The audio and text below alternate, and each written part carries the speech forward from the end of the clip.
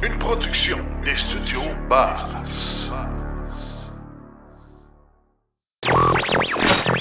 L'épisode de cette semaine est une présentation du garage Arleco. Arleco, servir au-delà de la réparation. BYD a le vent dans les voiles. Un incendie majeur chez Rivian en Illinois. La nouvelle Ioniq 5 2025 est présentée et 95,7% des parts de marché pour les véhicules électriques en Norvège. Axo et Fractal EV s'associent pour des solutions en multilogement. Conférence nationale EVVE 2024 a eu lieu à Halifax avec Mobilité électrique Canada. Chronique par où commencer, bien connaître ses besoins. Rouler vert, Stéphane Levert faire l'essai de la Volkswagen ID4 et de la Hyundai Kona. Et en grande entrevue, la VF8 de VinFast, un an après. Toujours la même pour le niveau qualité-prix. Là, à mon avis, il n'y a rien sur le marché là, qui accote ça à l'heure actuelle. Tout ça et bien plus encore dans l'épisode 181 de Silence on roule.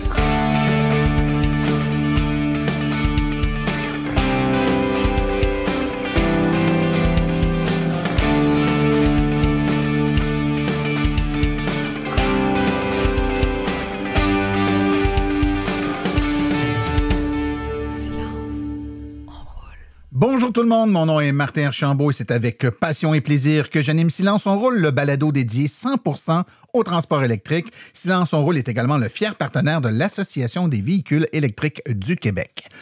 J'espère que vous allez bien, que vous avez passé un bon 2 semaines. Au moment d'écouter ce podcast, écoutez, moi je reviens tout juste de Halifax où avait lieu la convention annuelle de Mobilité électrique Canada, un événement qui s'appelle EVVE, l'événement 2024. Très intéressant, c'est un événement où tous les gens de l'industrie de l'électrification des transports se rassemblent à la fois pour échanger sur les nouveautés, les nouvelles technologies, les politiques, les tendances, etc. C'est une occasion de rencontrer tous les acteurs importants du secteur et évidemment, j'ai pu croiser énormément de gens sur place. En fait, la très vaste majorité des acteurs du secteur étaient présents à cet événement-là. Donc, c'est toujours un événement très prisé. Ça change d'endroit au Canada d'une année à l'autre, mais ça reste que c'est vraiment impressionnant de voir à quel point ça progresse. Je pense que c'est ça qu'il faut se dire. Ça fait plusieurs années que je participe, en fait, depuis plusieurs années. J'en ai pas manqué beaucoup. Et on voit d'année en année à quel point ça prend de l'ampleur. Ce n'était que quelques joueurs il y a quelques années à peine. Et déjà l'année passée, là, ça avait doublé d'ampleur et on voit que ça double encore. C'est toujours de plus en plus gros comme marché. Plus de participants, plus de gens. La roue est vraiment partie et elle n'arrêtera pas. S'il y en a qui pensent que ça va se mettre à reculer. Détrompez-vous, on est vraiment sur une belle aire d'aller. Dans un autre ordre d'idée, ça fait longtemps que je ne l'ai pas rappelé, mais si vous n'êtes pas abonné à Silence on roule, abonnement.silenceonroule.com, faites-le, c'est gratuit avec votre outil là, pour écouter vos podcasts, que ce soit Apple Podcasts, Spotify ou tout autre outil que vous aimez. On est sur toutes les plateformes, également YouTube Music, etc. Abonnez-vous, c'est la meilleure façon de rien manquer. Il y a du contenu exclusif pour les gens qui sont abonnés qui n'est pas rendu disponible sur notre site web ou les médias sociaux. Donc, si vous voulez tout attraper, rien manquer, abonnez-vous, c'est gratuit, ça ne coûte rien. Merci à ceux qui nous laissent également des petits messages de remerciements ou de félicitations. On en reçoit à toutes les semaines. Je prends pas souvent le temps d'en lire, mais je vais vous en lire un. On a reçu un message d'un auditeur là, qui s'appelle François Bourbeau qui nous dit « Je vous ai contacté aux alentours de mai pour connaître la meilleure façon de voyager aux États-Unis et en louant une voiture électrique. Merci pour vos bons conseils. Nous avons fait un excellent voyage. » Il conclut en disant « Vraiment, ça a été facile. Je pense maintenant m'acheter une voiture électrique. » Ben, tant mieux si on a pu vous aider, M. Bourbeau. C'est pour ça qu'on est là. C'est pour ça qu'on donne des conseils et qu'on essaie de vous aider. Gênez-vous pas si vous avez des questions. Question.silenceonroule.com ou sur notre site web, silenceonroule.com, il y a une petite section, là, laissez un message vocal. Vous pouvez nous laisser un message sur notre boîte vocale numérique, puis on va y répondre dans nos prochains épisodes avec le plus grand des plaisirs. Aujourd'hui, Stéphane Levert a fait des essais cet été de plusieurs véhicules. Il nous parle dans cet épisode-ci de 2 des véhicules qu'il a essayés. On a également une chronique par où commencer, une chronique pour les débutants qui est animée par Sébastien Côté de l'Association des véhicules électriques du Québec. Donc, manquez pas ça. On va parler des critères pour faire le bon bon choix pour notre véhicule électrique. Ça devient un peu mêlant, il y a beaucoup de possibilités. Et en grande entrevue, un an après, on reparle à des nouveaux propriétaires de VF8. On leur avait parlé au moment où ils ont fait l'acquisition du véhicule, mais maintenant que ça fait un petit bout de temps qu'ils roulent avec le véhicule, on voulait savoir qu'est-ce qu'ils en pensent. Sont-ils toujours aussi heureux de leur véhicule? Donc, on reparle aux gens à qui on avait parlé il y a pas loin d'un an pour savoir, après un hiver au complet, là, puis un été, qu'est-ce qu'ils pensent du véhicule. Donc, sans plus tarder, je vous propose d'aller tout de suite écouter les actualités dans le monde de l'électromobilité. Vous voulez des produits qui permettront d'augmenter la valeur de revente de votre véhicule? Chez Précision PPF Vitres teintées, nous sommes à votre service depuis 2015. Nos maîtres installateurs sont tous certifiés et ont plus de 17 ans d'expérience dans le domaine. Nous offrons un service de qualité inégalé quant à la protection par pierre, les soins nanocéramiques ainsi que les vitres teintées. Notre pellicule par pierre ultra résistante est invisible et conservera l'intégrité de votre véhicule tout en prévenant la rouille et en protégeant la peinture contre les débris de la route. Notre traitement nanocéramique possède un puissant effet hydrofuge et il préserve l'éclat et la brillance de votre peinture pour en faciliter l'entretien. Que ce soit pour votre voiture, votre résidence ou votre commerce, Précision PPF Vitres teintées est là pour vous offrir la multitude d'avantages qu'offre la teinte de vitre. Venez nous rencontrer au 1970 boulevard des Laurentides à Laval. Appelez-nous au 450-490-4488 ou encore venez visiter notre page Facebook Précision PPF Vitres teintées. Nous comblerons vos exigences tout en vous offrant la qualité que vous recherchez. Les actualités sont une présentation de Bourgeois Chevrolet, le spécialiste du véhicule électrique au Canada. Contactez-nous au bourgeoischevrolet.com ou au 450-834-2585. Les droits de douane aux États-Unis et ceux prévus au Canada ne semblent pas ralentir la compagnie chinoise de véhicules électriques BYD. La compagnie chinoise vient de dépasser le million de véhicules électriques vendus. En vendant plus de 373 000 véhicules électriques le mois dernier, la compagnie a ainsi dépassé de 342 000 véhicules électriques, ceux vendus de juillet. Les hybrides branchables constituent la majorité des voitures vendues et ces ventes lui permettent de dépasser le million de voitures électriques pour l'année. Rappelons au passage que BYD a dépassé Nissan et Honda, lui permettant de devenir le 7e plus grand manufacturier automobile au monde. Un incendie majeur a détruit des dizaines de véhicules électriques au cours du week-end dans l'usine de Rivian, en Illinois. Selon les premiers constats, au moins une cinquantaine de voitures auraient été détruites ou grandement endommagées. Fort heureusement, l'incendie aurait été rapidement circonscrit et l'usine, tant qu'à elle, n'aurait pas été endommagée. On ne rapporte également aucun blessé.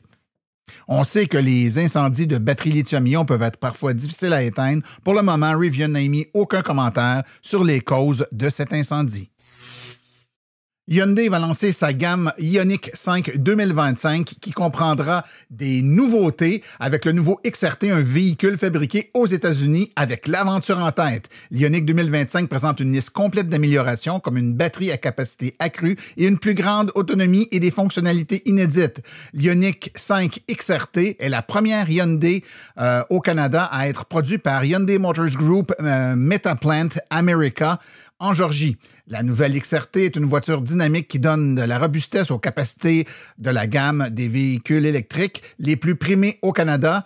La XRT obtient l'accès à plus de 17 000 superchargeurs Tesla avec l'installation et la venue sous la forme native du pare NACS ainsi que des adapteurs qui vont être disponibles pour permettre à ces voitures de se brancher sur les bornes qui sont avec le standard CCS. En août dernier, les véhicules électriques rechargeables ont pris 95,7 % des parts de marché en Norvège, un nouveau record contre 90 % sur un an. Les véhicules électriques rechargeables ont, quant à eux seuls, pris 94,3 % des parts de marché, tous les autres groupes motopropulseurs ne récoltant près que des miettes. Le volume global des ventes des automobiles en août s'est élevé à 11 114 unités, stable sur un an. Le véhicule électrique rechargeable le plus vendu en Norvège est la Tesla Model Y. Axo et Fractal EV s'unissent pour venir en aide aux besoins de recharge en multilogement.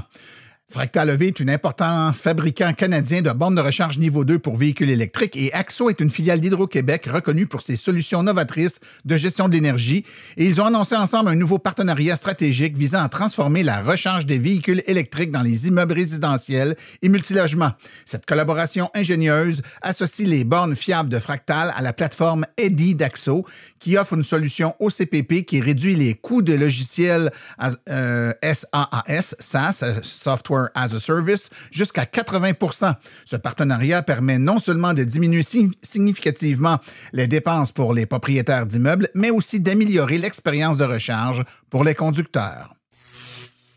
Cette semaine avait lieu la conférence nationale annuelle organisée par Mobilité électrique Canada, conférence nommée EVVE 2024. Elle se tenait à Halifax du 10 au 13 septembre. Cet événement rassemble des dirigeants et des experts de l'industrie de la mobilité électrique pour discuter des succès, des défis et des tendances dans le domaine. Le thème de cette année était « Électrifier le progrès ».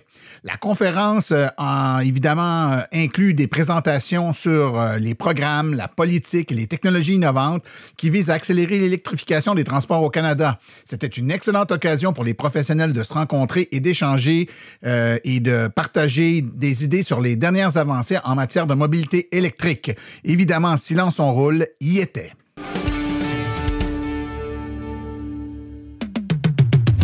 Vous aimeriez avoir une conférence par des vrais professionnels des voitures électriques?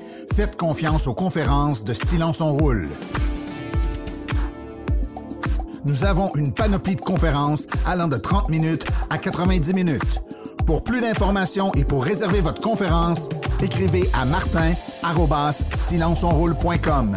martin@silenceonroule.com.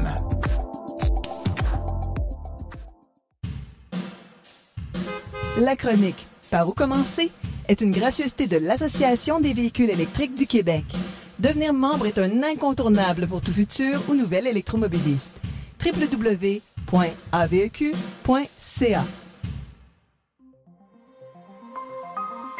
Par où commencer? Avec Sébastien Côté. Avec nous en studio de l'Association des véhicules électriques du Québec, Sébastien Côté. Bonjour. Bonjour, Martin. Sébastien, ce qu'on remarque et ce qu'on entend beaucoup de la part des gens qui s'intéressent aux véhicules électriques, c'est des préoccupations par rapport à l'autonomie que va avoir le véhicule. On veut toujours des autonomies le plus grandes possible. Par contre, je pense que ça vaut la peine de s'arrêter et de réfléchir à l'utilisation qu'on fait de ce véhicule-là. Est-ce que c'est le premier, le deuxième véhicule de la famille? Est-ce qu'on l'utilise pour aller travailler puis qu'il va faire 95% du temps 80 km et moins dans sa journée? Est-ce qu'au contraire, on est un travailleur de commerce sur la route et qu'on fait régulièrement du 200, 300, 400 km par jour? Plusieurs facteurs vont venir influencer ce qui est important pour nous. J'aimerais que tu nous parles un peu justement de cette mise en lumière qu'on a par rapport à l'utilisation qu'on a de notre véhicule, l'autonomie versus la vitesse de recharge et tout ça, là. Oui, effectivement, c'est parce qu'on en parle peut-être moins parce que dans le commun des mortels, on ne roule pas autant, mais il faut quand même voir qu'il y a une différence entre autonomie et vitesse de recharge. C'est vraiment deux facettes. Je vais utiliser le mot facette dans la chronique. C'est parce que c'est deux choses qu'il faut vraiment distinguer, puis de ne pas nécessairement juste regarder le côté autonomie. On le voit, les gens sont très préoccupés, comme tu as dit en introduction. Quand tu avais fait tes Vox Pop au Salon de Montréal, ben, les gens veulent des autonomies assez fou, impressionnantes. 800, 1000 km, les gens disaient « moi, ça me prend... » Ben, en fait, ce qui est bon, c'est que je trouve que l'écart entre ce que les gens veulent puis où c'est rendu est moins grand que ça a déjà été. Mais on a déjà entendu, dans le temps que les autos avaient 200 km en forçant puis que les gens voulaient 1000 km, on se sentait loin un peu. Mais je pense que les gens surestiment un peu leurs besoins quotidiens. Oui. Ça se peut-tu? Oui. Puis effectivement, puis on dirait qu'ils s'adaptent avec les autonomies des autos parce qu'à chaque 2-3 ans, on dirait que ce maximum augmente aussi avec ça. Ouais. Par contre, là, ce qui arrive, comme tu as mentionné, c'est des véhicules plus vieille génération. Ben là, l'autonomie, c'était beaucoup plus petit. Mais aujourd'hui, la majorité des modèles vendus en 2024, là, on va avoir des autonomies quand même pas mal grandes avec des vitesses de recharge très intéressantes aussi. Donc, on n'a pas nécessairement une parité sur tous les modèles, mais c'est quand même une moyenne beaucoup plus grande. Ouais. Tu as mis en relief, Sébastien, deux facettes Donc, tu parlais de l'autonomie, là, on en parle depuis tantôt, mais également de la vitesse de recharge. Explique-moi pourquoi, des fois, on devrait peut-être plus considérer, on devrait lâcher un peu l'autonomie puis regarder peut-être un peu plus la vitesse de recharge. Et c'est quoi les scénarios où la vitesse devient plus importante que l'autonomie? Oui, ça, c'est sûr qu'il y a beaucoup de scénarios. J'en ai pris seulement un petit en exemple, là. Deux en fait. Mais c'est qu'on doit pas nécessairement avoir le meilleur des deux, le plus d'autonomie possible, la vitesse la plus rapide. Ça dépend tout le temps de trouver la bonne balance selon nos besoins. Donc, une autonomie de 500 km avec une recharge de 50 kW, il ne sera peut-être pas nécessairement mieux qu'une autonomie de 350, mais une recharge qui va être beaucoup plus rapide. Donc, à ce moment-là, pour certains utilisateurs, ça va être mieux. Oui. Puis, l'exemple, c'est une personne qui ferait beaucoup de kilomètres dans une journée, mettons un travailleur autonome ou un travailleur sur la route. Lui, il va peut-être nécessiter une recharge rapide par jour, peut-être 2 l'hiver. Donc, à ce moment-là, la recharge rapide devient une facette extrêmement importante pour cette personne-là parce que l'autonomie, oui, ça a un facteur, mais si ça ne recharge pas vite, puis que ça fait plusieurs arrêts, surtout que si tu as beaucoup d'autonomie, ta batterie est donc grande. Si ta batterie est grande puis que c'est une recharge qui n'est pas rapide sur ton véhicule, ça va être très long à remplir. Une grande piscine, c'est plus long à remplir qu'une petite piscine. Hein? Exact. Puis, je dirais aussi, peut-être, au même titre, là, quelqu'un qui ferait une traversée du Canada. Parce que je ne prends pas les vacances qu'on va faire autour parce que ça se fait très bien. C'est ça, mais un cas exceptionnel d'une traversée du Canada qu'on veut vraiment se rendre dans l'Ouest, exemple. Le plus rapidement possible, ben là, la vitesse de recharge pourrait être un facteur intéressant à considérer. Oui, mais d'un autre côté, je vais me faire l'avocat du diable, tu sais comment j'aime ça, te lancer des défis intellectuels, mon cher Sébastien. Si on a voyagé dans une zone où il n'y a pas beaucoup de bornes de recharge et qu'on se rend compte que, par exemple, il y a certains endroits qu'il y a des 350-400 km entre les bornes de recharge, on ne vit pas ça ici au Québec, mais dans l'Ouest canadien, ça peut arriver. À ce moment-là, avoir un véhicule qui a suffisamment d'autonomie entre les deux bornes peut devenir à ce moment-là un critère qui va être hyper important. Si je peux avoir une voiture qui recharge super vite avec une batterie plus petite, mais je ne me rends pas entre les deux bornes, c'est pas mieux. C'est pour ça qu'encore une fois, le mot besoin, des fois, à un moment donné, sélectionner ton véhicule, c'était selon vos besoins. Et là, ça devient plus important, dépendant des types d'utilisation qu'on va faire. Là. Vraiment prendre le temps d'évaluer ça. Tu as parlé de vitesse de recharge qui pouvait être, dans certains cas, plus important que la taille de la batterie. Est-ce que cette vitesse de recharge-là, également, n'est-elle pas affectée, par exemple, quand il fait froid l'hiver? Donc, est-ce que c'est un critère à garder en ligne de compte? Là? Oui. Si le véhicule n'est pas équipé d'un préconditionnement de la batterie, bien, en fait, on a moins d'autonomie l'hiver, puis en plus, la recharge rapide va être diminuée. Donc, à ce moment-là, on a deux talons d'Achille, si on veut, là, de ce côté-là. Mais sachez que si vous voulez faire des recharges rapides l'hiver régulièrement, comme dans le cas qu'on a présenté tantôt, assurez-vous que le véhicule est équipé du préconditionnement de la batterie, que ce soit automatique ou manuel, là, dépendant du manufacturier. Tout ça va faire que votre batterie va être réchauffée ou mis une température plus optimale pour la recharge. Donc, vous ne serez quand même pas trop pénalisé par le froid. Tout à fait. Écoute, je vais dire que c'est pour les autres. On fait toujours ça, là, parce que moi, je le sais parce que je suis dans cette situation-là. Mais donne-nous donc un exemple, Sébastien, pour lequel la vitesse de recharge n'est pas importante, mais la taille de la batterie deviendrait un facteur plus important que la vitesse de recharge. Moi, c'est mon cas. J'ai une batterie qui a quand même une assez grande autonomie, mais mon véhicule ne charge pas vite. Puis dans mon cas, c'est absolument pas grave. Donne-nous donc un exemple pour que les gens comprennent bien là, dans les situations dans lesquelles ça s'applique. Ben, mettons une personne qui a besoin de faire un 200 km par jour, qui est quand même une grande distance là, versus la moyenne de ce qui existe. Les gens font quoi, 60 km par jour? C'est ça. Mais on irait dans le 200 km, on pourrait dire... à ce moment-là, faire un x2 pour l'autonomie quotidienne de cette personne-là serait à 400 km. Donc, n'importe quel véhicule à 400 km d'autonomie ferait l'affaire, se recharge à la maison après la journée. À ce moment-là, la recharge rapide, même si ce n'est pas optimal, ce n'est pas un gros facteur parce que ce besoin-là nécessite pas une recharge rapide dans la journée. Ah, bien sûr. Il faut comprendre que pour la moyenne des gens, puis ça, je pense que c'est l'élément qu'il faut faire ressortir ici, là, pas la moyenne, la majorité des gens, la recharge rapide, on utilise ça de façon sporadique, quelques fois dans l'année, pendant les vacances d'été, quand on va voir de la famille dans le temps des fêtes, je ne sais pas moi, en Gaspésie, des trucs comme ça, mais 90, voire 95% du temps, c'est on va qu'à nos activités quotidiennes. Si on est des gens, là, je sais pas, dans la quarantaine, qui travaillent, tout ça, on fait quoi? 30, 40, 50, 60, 100 km d'une journée, mais pas bien plus que ça. Donc, la recharge rapide, on ne l'utilise pas. Quand notre voiture s'en vient vide, là, c'est pas comme une voiture à essence, puis il faut arrêter une station-service, faire le plein. Tous les soirs, quand on finit de travailler, puis qu'on a pris 50-60 km sur notre batterie qui en a 400 d'autonomie, donc il en reste encore pas mal dedans, on branche ça sur notre borne le lendemain matin, on repart, notre voiture est pleine.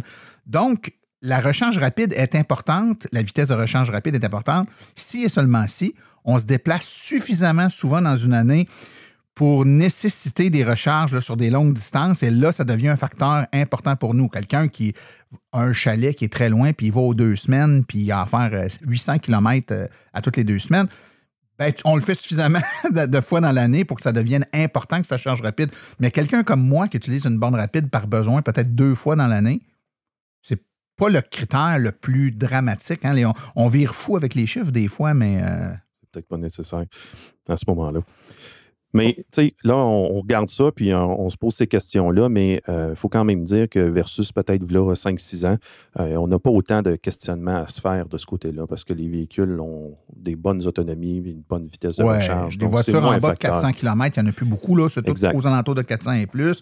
Puis des bornes de recharge, il y en a partout. On n'est pas obligé d'arrêter une seule fois puis d'attendre 1 heure. On peut arrêter 2-3 fois, 10, 15 minutes, 20 minutes aussi. Ça peut être un scénario qui est souvent plus avantageux que d'arrêter une seule fois longtemps.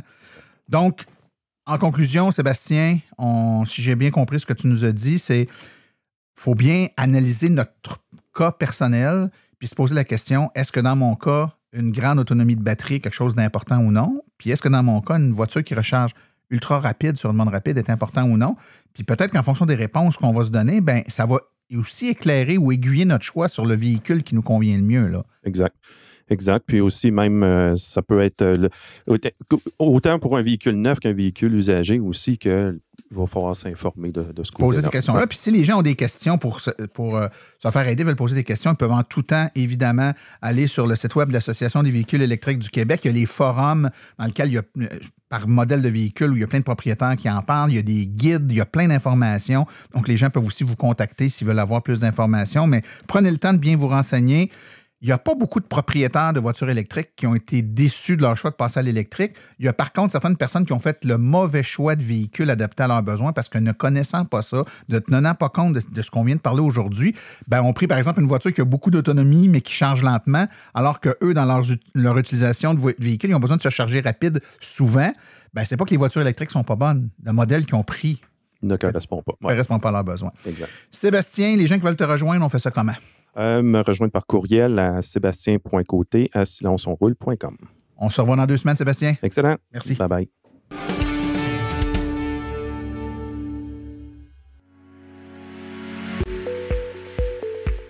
Vous venez de faire le saut vers l'électrique et devez réfléchir à vos recharges. Vous voulez une borne au chalet? Vous voulez une solution rapide et sans embûches? Il n'y a qu'une solution, Hydro Solutions. Depuis plus de 60 ans, Hydro Solutions est une entreprise québécoise de confiance. Vous les connaissez pour les chauffe-eau, mais ils offrent également un service clé en main pour les bornes de recharge. C'est définitivement l'avenue à privilégier afin de faire affaire avec une entreprise d'expérience qui s'occupera de tout. Demandez une soumission gratuite et sans engagement de votre part au www.hydrosolutions.com. Une seule visite sur leur site web vous permettra de constater la simplicité avec laquelle vous pouvez entamer une démarche afin qu'ils prennent tout en charge. L'analyse de votre situation, l'installation d'une borne de qualité par un installateur certifié et même, au besoin, le financement sur 24 ou 48 mois. Par la suite, en cas de problème, leur équipe d'experts est là pour vous. Hydro Solutions, leur mission, vous simplifier la vie.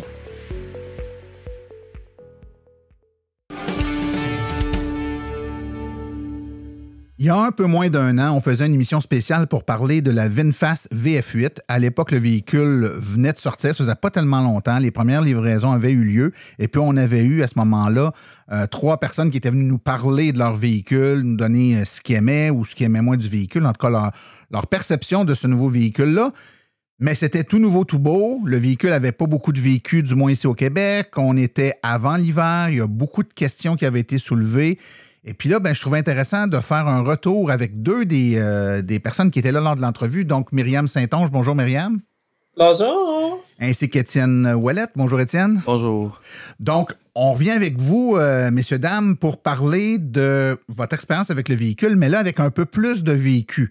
Est-ce que les beaux côtés que vous aviez soulevés sont toujours aussi beaux? Est-ce que des petits trucs qui vous inquiétaient finalement se sont avérés être aucun problème? Ou si au contraire, il y a des petits trucs qui ont popé d'ici là? Donc l'idée, c'est de voir le véhicule après, pas tout à fait un an là, qu'on s'est parlé, je pense, mais pas loin, mais pas tout à fait un an. Est-ce que la perception et l'utilisation de ce véhicule-là au Québec tient toujours la route?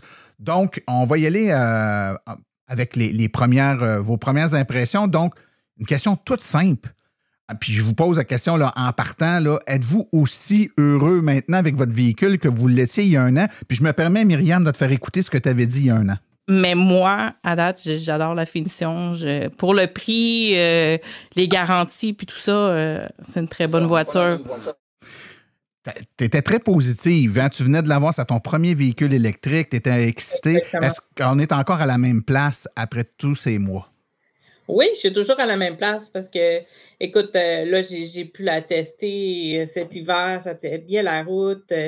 Puis, toujours aussi contente. Puis, j'en parle toujours à tout le monde.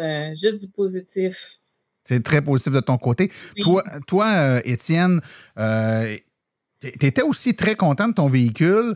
Tu avais une expérience, comme je te disais, un peu plus grande parce que tu avais un autre véhicule avec lequel tu pouvais le comparer. Fait que tu pouvais te dire sur ce point-là, c'est bien, ce point-là, peut-être que mon autre véhicule est un peu mieux. Mais tu étais, somme toute, relativement positif face au véhicule. Est-ce que cette perception-là a changé? Toujours la même. Pour le niveau qualité-prix, là, à mon avis, il n'y a rien sur le marché là, qui accote ça à l'heure actuelle. Donc, est-ce que tu as toujours deux véhicules électriques? Oui, toujours deux véhicules. Et on peut mentionner l'autre, ouais, oui? J'ai un ID4, puis j'ai mon VinFast là aussi. OK. Puis quand tu avais fait cet exercice-là la dernière fois, tu disais pour le prix, l'ensemble de la technologie puis de tout ce qu'on a là-dedans, c'est le meilleur deal du moment. Tu as toujours la même perception quand tu le compares avec ton ID4? Oui. Oui, exactement. Là, surtout, là, il commence à avoir des rabais un peu plus sur les véhicules électriques, mais je pense qu'à ce jour, c'est encore le meilleur deal au niveau qualité-prix, puis surtout au niveau de la garantie là, qui est quand même pas mal alléchante. Oui, il y a une bonne garantie. Puis à l'époque, puis je ne sais pas si c'est en fonction, puis on en avait parlé, puis vous en aviez entendu parler, vous autres aussi, mais vous ne saviez pas si ça s'était appliqué. Il y avait même une politique de VinFast que s'il y avait un problème puis qu'il devait prendre possession de ton véhicule pour le réparer, il payait un montant. Est-ce que ça a eu lieu? Vous savez si ça a eu lieu au Québec, ça, cette affaire-là? Moi, je peux vous le confirmer.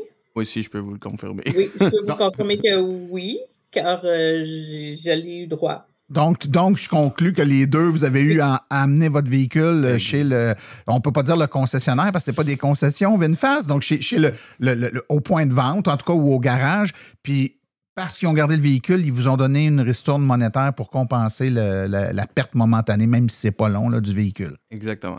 Exactement, oui. Bon, déjà, c'est mieux que bien d'autres. Déjà, c'est mieux que bien d'autres marques. Et là, pour tout de suite, je ne vous pose pas la question si c'était des problèmes graves ou pas graves. Je vous amène tout de suite sur un autre, dans un autre angle. On avait traité, parce que là, on était conscient que, bon, côté technologie et tout ça, le véhicule, il était bon, vous étiez tous les deux très heureux. Tu avais soulevé certains points en ce qui a trait à la finition puis à l'assemblage, Étienne, puis je te fais écouter ce que tu avais dit à l'époque. C'est pas des matériaux de luxe, t'sais. Ça reste un petit plastique qui est pas rembourré. Comme on parlait de l'isolation, j'ai bien hâte de boire cet hiver parce que, à mon avis, ça sera pas top, mais on va y laisser sa chance. On va y laisser le temps. Tu y as laissé sa chance, là. Ouais, exact. Qu'est-ce que ça va de l'air, l'isolation, cet hiver? Somme toute, c'était vraiment bien. J'ai été étonné. J'ai été vraiment surpris cet hiver de la tenue de route, de l'isolation, tout ça. Puis même de la perte d'autonomie en hiver qui était pas aussi importante que sur mon ID4.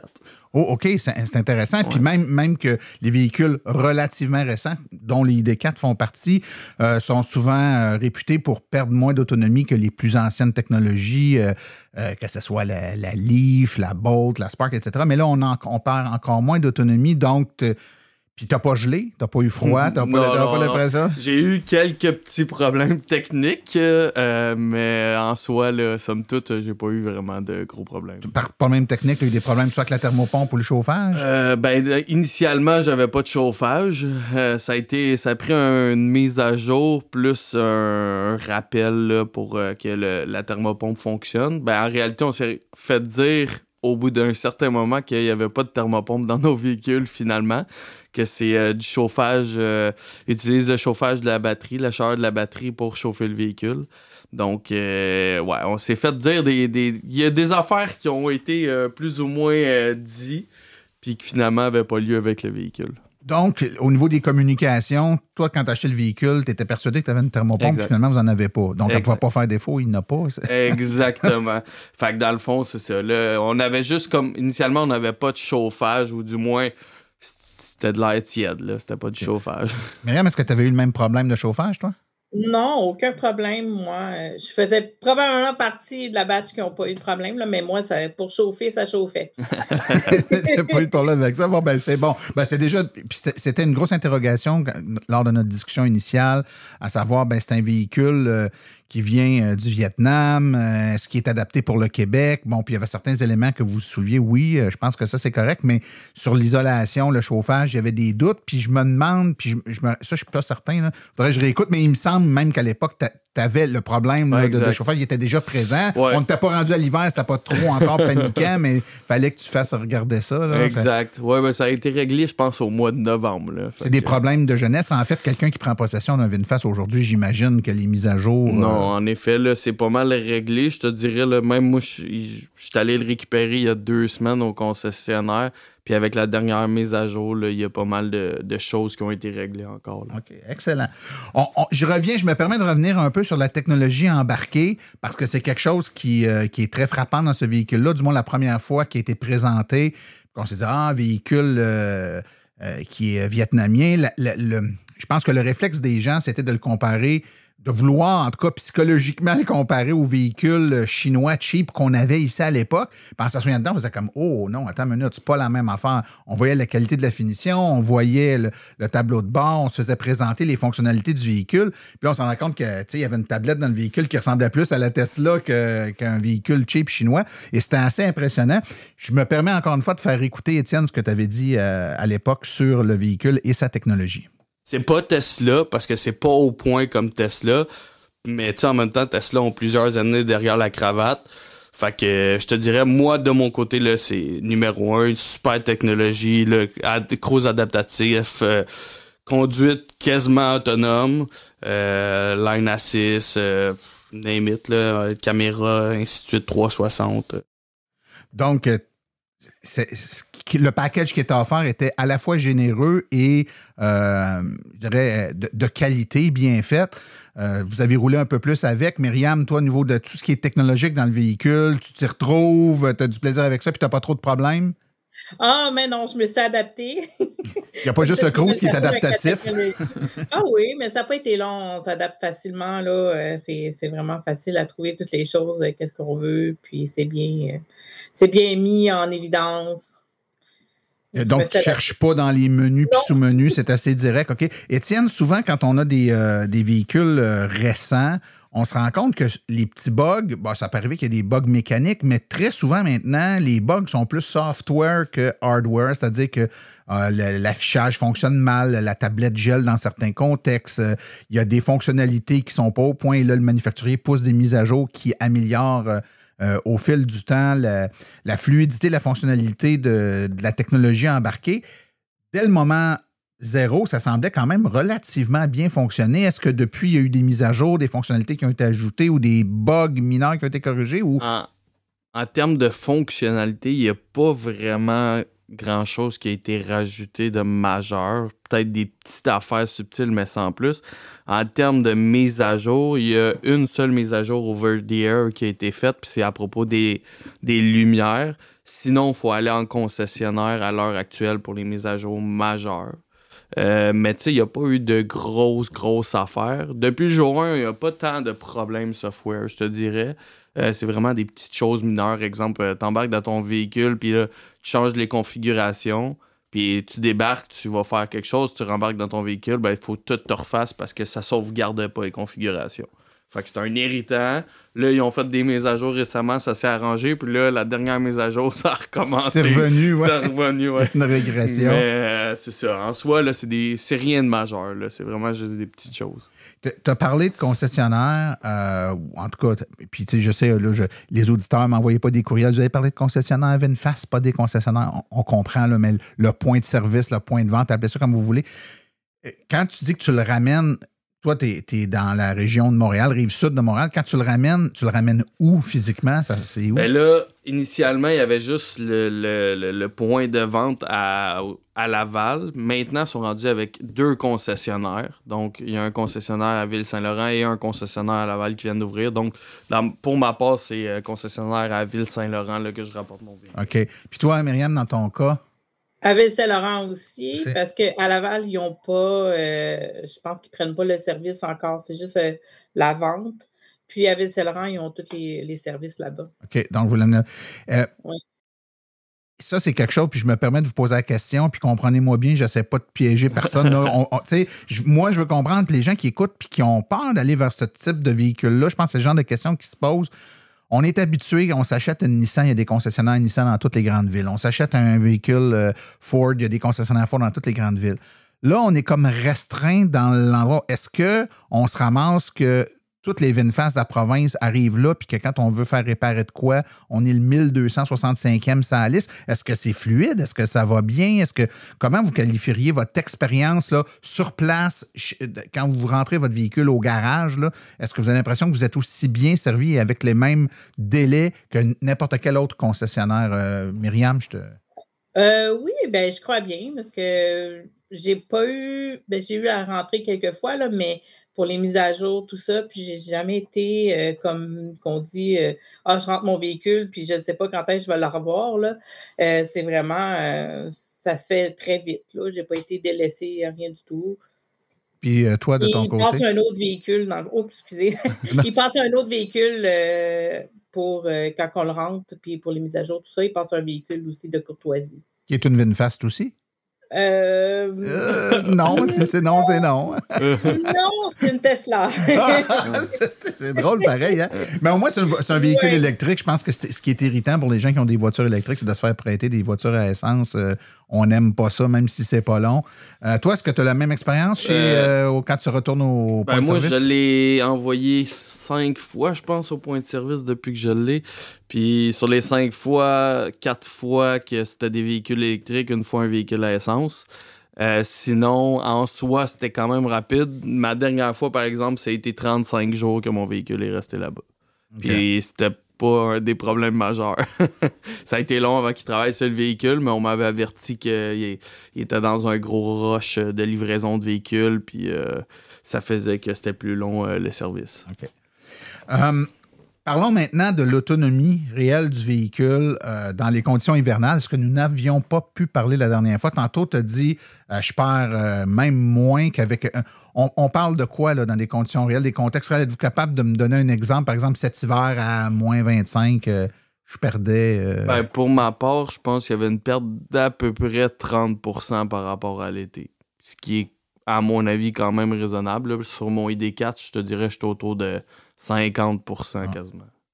Toi, Myriam, ça ressemblait-tu à 30%? Oui, ça ressemble à peu près à ça aussi, oui.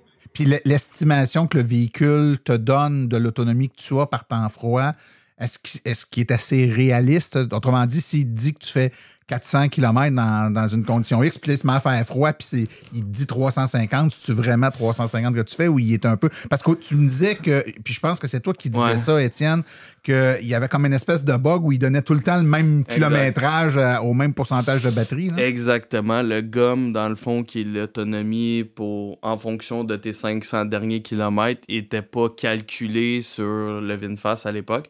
Je te cacherai pas que je ne sais pas si aujourd'hui il est calculé, parce que maintenant... Depuis ce temps-là, j'utilise juste le pourcentage de ma batterie. Je regarde le pourcentage, puis je regarde pas l'autonomie. Fait que je pourrais même pas te dire s'il y a une mise à jour qui a réglé ce problème-là, mais ça m'étonnerait que ça ait été réglé. On le sait, je le sais pas, je peux pas te dire. Donc, si on conclut là-dessus, les performances en hiver, vous êtes satisfait, Myriam aussi, tu es satisfait des performances que tu as eues en hiver. Maintenant, une question, puis tantôt, tu as parlé de comment se passe le service. Là. Je te fais écouter, Étienne, ce que tu avais dit sur le service. Selon le rayon où on est situé, ils viennent à domicile, un peu comme Tesla le fait. Par la suite, il va y avoir plusieurs points de vente, plusieurs garages associés et certifiés VinFast auxquels on va pouvoir aller.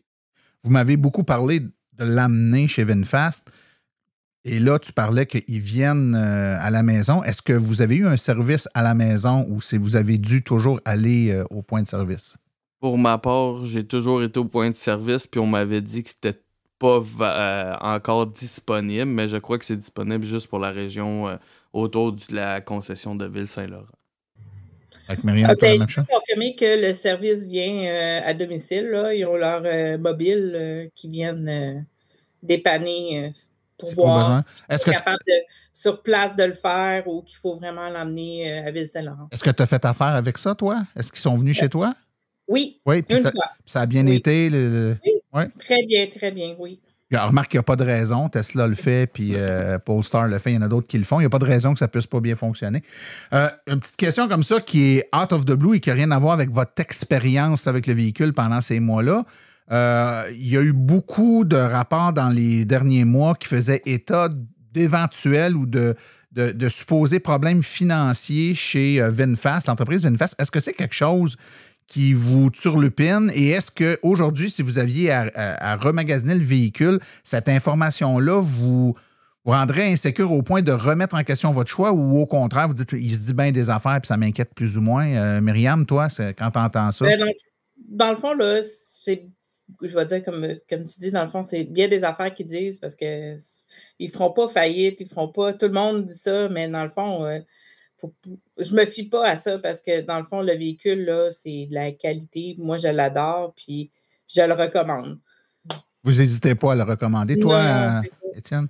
Je le recommande aussi à ceux qui n'ont pas un gros budget, qui veulent passer à l'électrique, puis qui veulent de quoi de fiable, puis qui ne coûte pas énormément cher. Là, en soi, là, moi, je suis super satisfait pour le prix que je paye.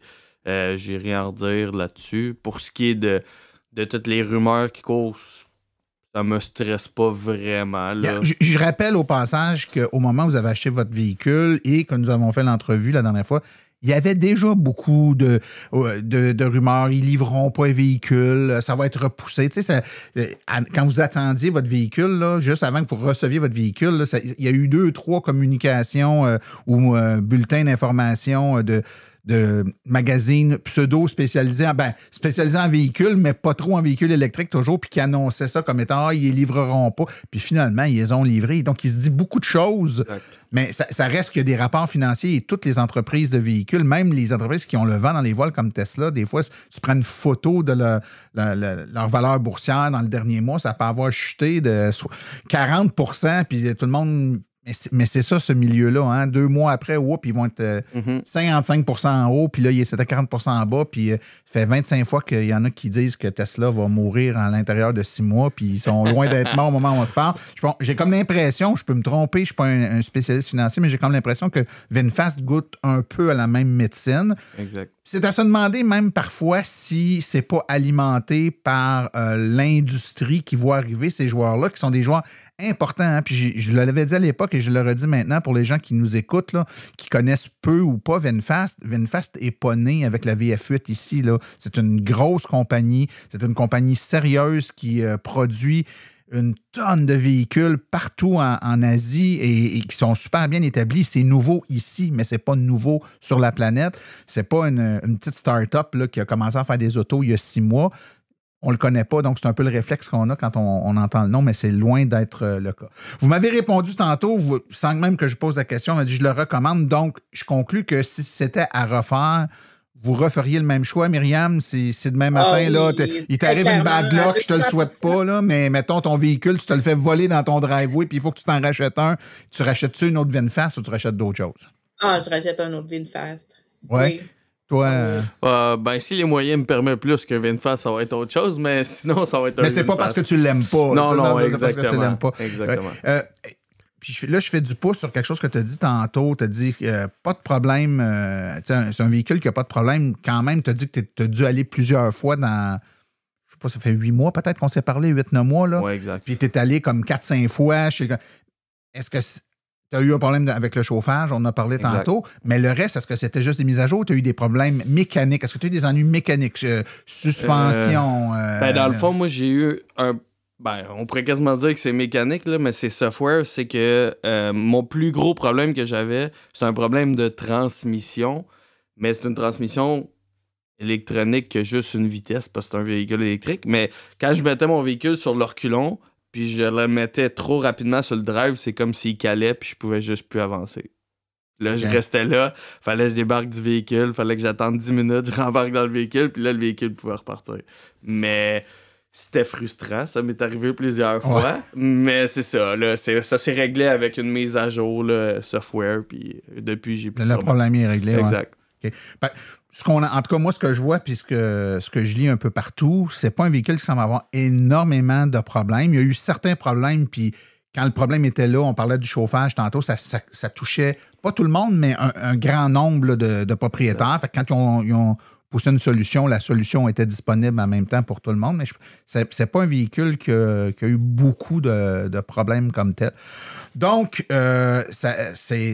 on a fait le tour, on est revenu sur le véhicule. Donc, les gens qui veulent en savoir plus sur VinFast, évidemment, on va mettre les liens vers l'entreprise VinFast, puis vous pourrez prendre un peu plus d'informations. Je vous conseille également fortement de peut-être des fois vous abonner soit sur des groupes de propriétaires de VinFast sur Facebook, puis tout ça, puis lire un peu les commentaires des gens, mais le lire, et je vous le dis, je le répète toujours avec le réflexe de faire attention. Les gens, quand il y a quelque chose qui marche pas, ils sont très vite pour l'écrire en long et en large, mais quand les gens heureux, les gens heureux sont sans histoire, qu'on dit, les gens ne l'écrivent pas, mais je pense que la vaste majorité, si vous posez la question dans un groupe, est-ce que vous êtes content de votre VinFast avec un petit bouton pour voter oui, un petit bouton pour voter non, vous allez avoir immensément plus de oui que de non. Malheureusement, quand on lit les commentaires, on a plus l'impression que c'est négatif.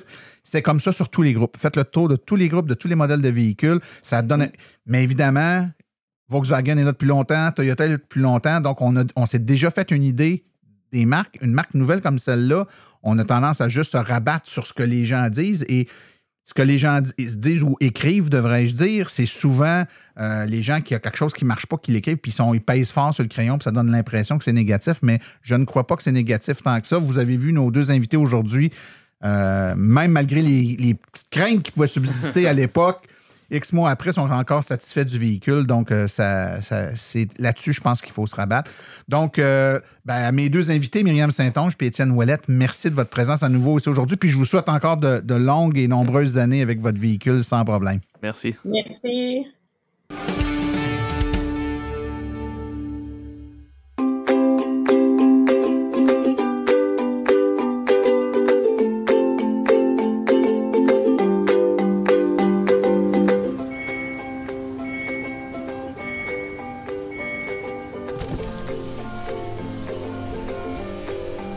C'est vrai que ça brise moins, mais il y a quand même un minimum d'entretien à faire sur nos voitures électriques.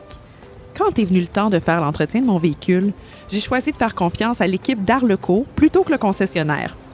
Ça fait maintenant 3 générations que cette entreprise familiale chouchoute nos voitures et ils ont été parmi les premiers à s'engager activement dans l'électrification des transports tout en adoptant des procédures et des produits sains pour l'environnement. Avec ses techniciens spécialement formés à l'entretien et réparation des voitures hybrides et électriques, Arleco nous offre aujourd'hui la même qualité de service sur nos VE qu'elle a toujours livré depuis bientôt 40 ans. De plus, chez Arleco, j'obtiens 10 % de rabais sur la main-d'œuvre et les traitements anti-rouille avec ma carte membre hors de l'AVEC. Arleco Génération 3, 8470 Boulevard Parkway à Anjou. 514-352-1446 ou arleco.ca. Arleco, servir au-delà de la réparation.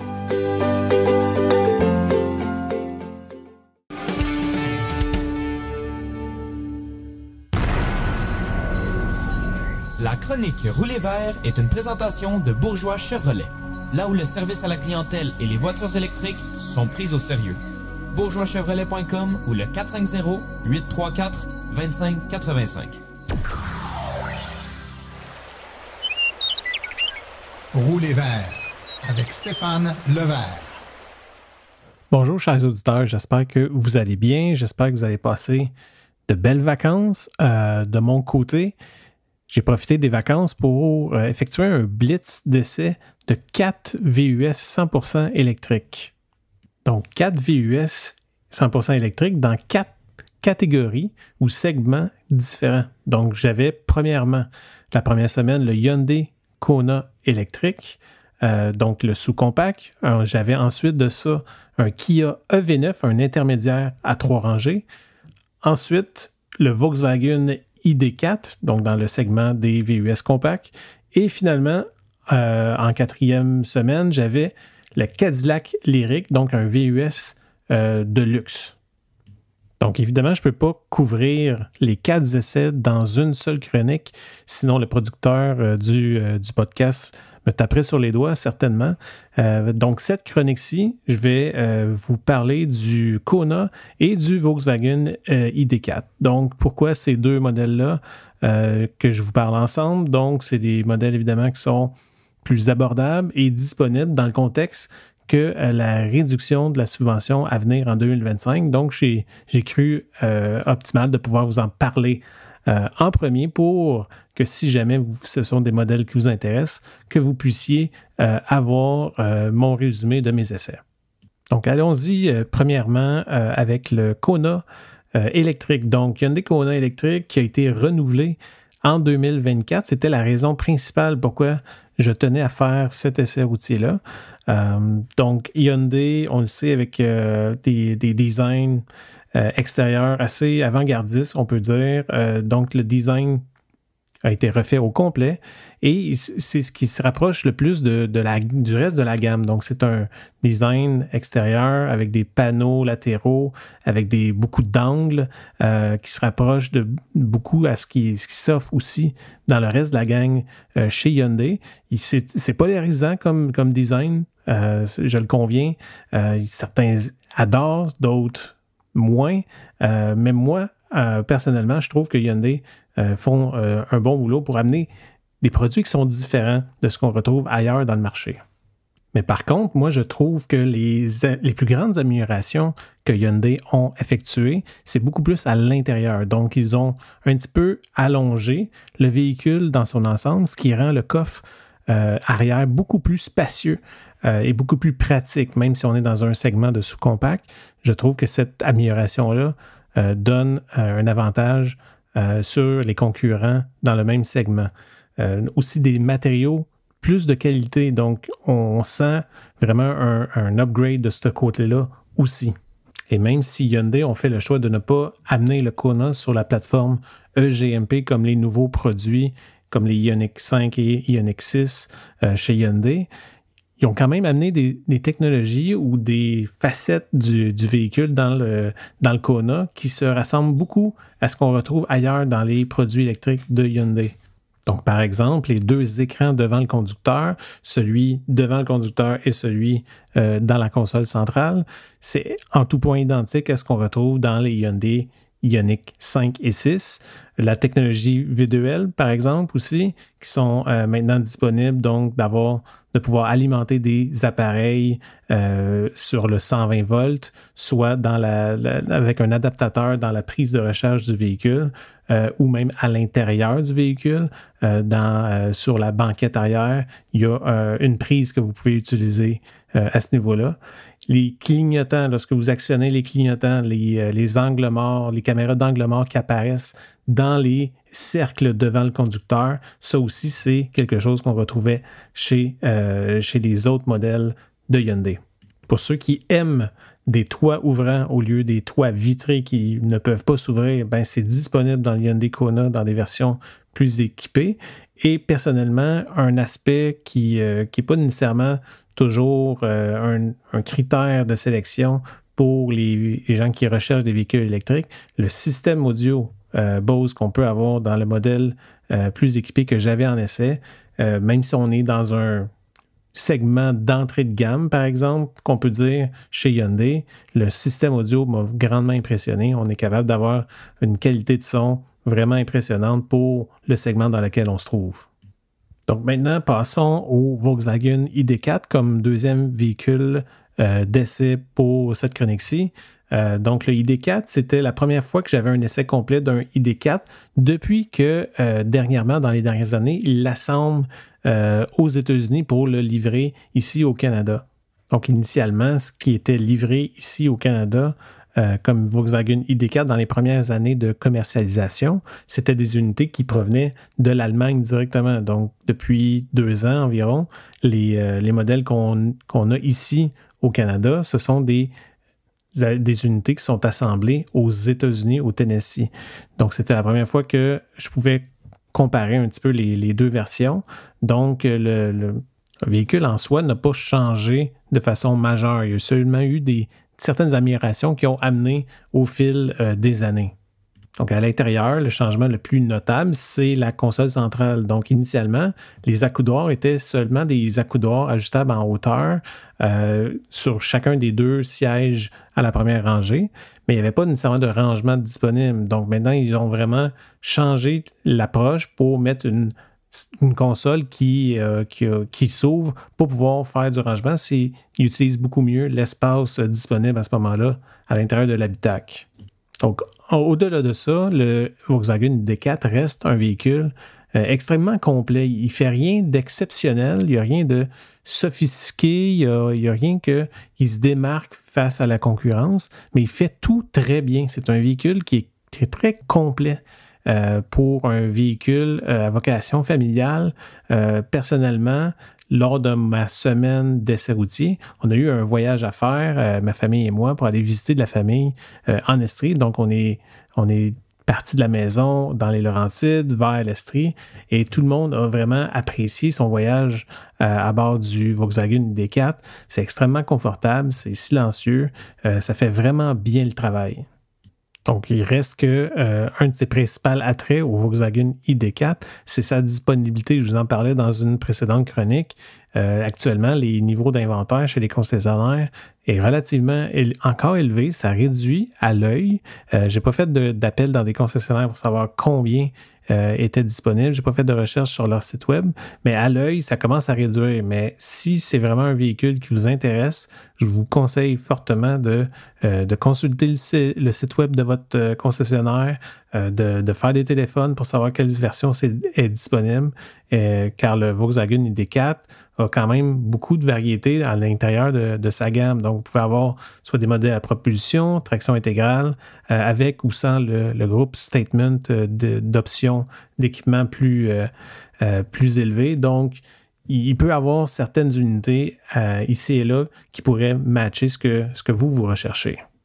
Donc, en résumé, 2 excellents véhicules dans leur segment respectif.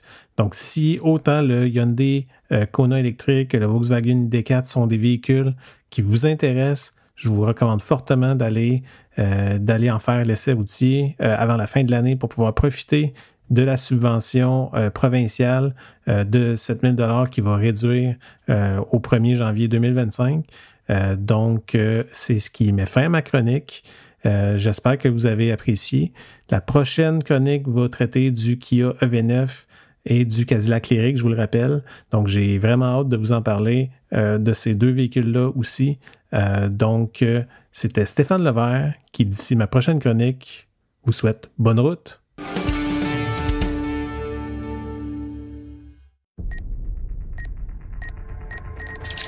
Comprendre son auto en 60 secondes, top chrono. Plusieurs personnes sur les médias sociaux se posent la question, est-ce que la borne de recharge qui est fournie avec le véhicule lors de l'achat est suffisante ou est-ce que je dois acheter une vraie borne de recharge que je vais faire installer à la maison? Eh bien, la réponse est relativement simple. Il y a 2 possibilités. Vous avez peut-être une borne niveau 1 fournie avec les véhicules et pour un usage quotidien, pour la majorité des gens, ça ne sera pas assez rapide, ça ne sera pas suffisant. Ça prend une vraie borne niveau 2.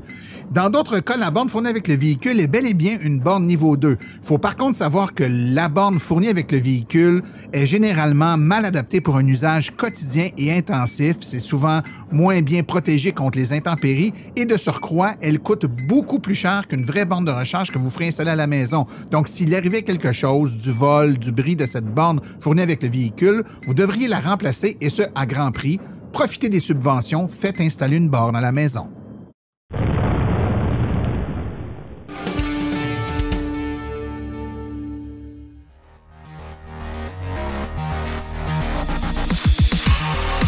Les parcs de véhicules devront s'électrifier. Et qui pense à l'électrification d'un parc de véhicules pense à Fizz Électrique Énergie Intelligente. Voilà une entreprise qui prêche par l'exemple. Elle est elle-même une entreprise zéro émission avec sa flotte 100% électrique. On ne parle pas juste d'installateurs d'équipements ici. On parle d'une entreprise qui a été parmi les premières à s'électrifier. Elle a donc le véhicule expérience pour vous accompagner et ce de façon réaliste et adaptée. Avec presque 2000 installations de bornes électriques depuis 2012, Fizz possède à son actif plusieurs projets majeurs en déploiement de parcs d'autobus scolaires, de véhicules lourds, de véhicules légers, ainsi que plusieurs sites de concessionnaires. Vous serez accompagné de A à Z dans vos projets, de l'étude de besoins à la conception, l'installation et la vérification des stations. Les meilleurs produits répondant à vos besoins vous seront proposés. Détentrice d'une licence de maître électricien délivrée par le CEMEC, d'une licence RBQ d'entrepreneur général et d'une certification MERN accompagnateur en gestion de l'énergie et électrification d'un parc de véhicules, ne perdez plus de temps, c'est Fizz et son équipe qui s'occupent de vos travaux.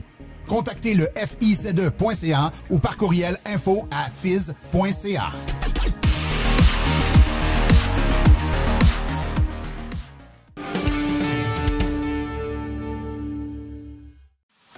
Voici les événements à venir dans les prochaines semaines dans le monde de l'électromobilité. Premièrement, le 16 septembre, il y aura un kiosque virtuel. Ça sera par Zoom. Tous les détails à venir dans la section calendrier du site web de l'AVEC. 4, 5, 6 octobre, c'est le Salon du véhicule électrique et hybride de l'Estrie. C'est au Centre des foires de Sherbrooke. Encore une fois, les informations sont sur le site web de l'AVEC. 14 octobre, un autre kiosque virtuel par Zoom, les détails à venir. 18, 19, 20 octobre, Salon du véhicule et loisirs électriques de la Naudière, c'est au Centre Expo de Terrebonne.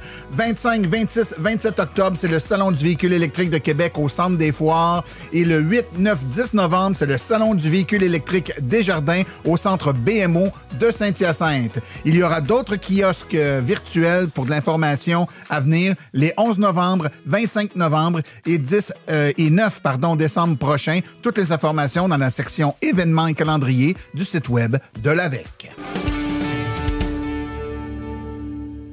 Ceci conclut l'épisode d'aujourd'hui. Remerciements sincères à nos invités et collaborateurs, Sébastien Côté, Stéphane Levert, Myriam Saint-Onge et Étienne Ouellette. À la recherche, Martin Archambault et Stéphane Levert. Merci à tous nos chroniqueurs, Daniel Rochefort, Cédric Ingrand, Sébastien Côté, Philippe Corbeil, Laurent Gigon, Claude Gauthier et Stéphane Levert. Communication, Marie-Hélène Hamelin. Thème musical, François Viau, Luc Poirier et Marie-François Lardeau. Réalisation et production, les studios Basses. Un merci tout spécial à Arleco, notre commanditaire principal, ainsi qu'aux autres annonceurs qui rendent l'émission possible, c'est-à-dire Hydrosolutions, Précision PPF Vitre Teintée, Fizz Électrique, Bourgeois Chevrolet, Création L'Escarmot, UAP Napa, Taiga Motors, le groupe Énergie Canada, Roulon Électrique, ainsi que l'Association des voitures électriques du Québec. La reproduction est permise, mais nous apprécierions en être avisés.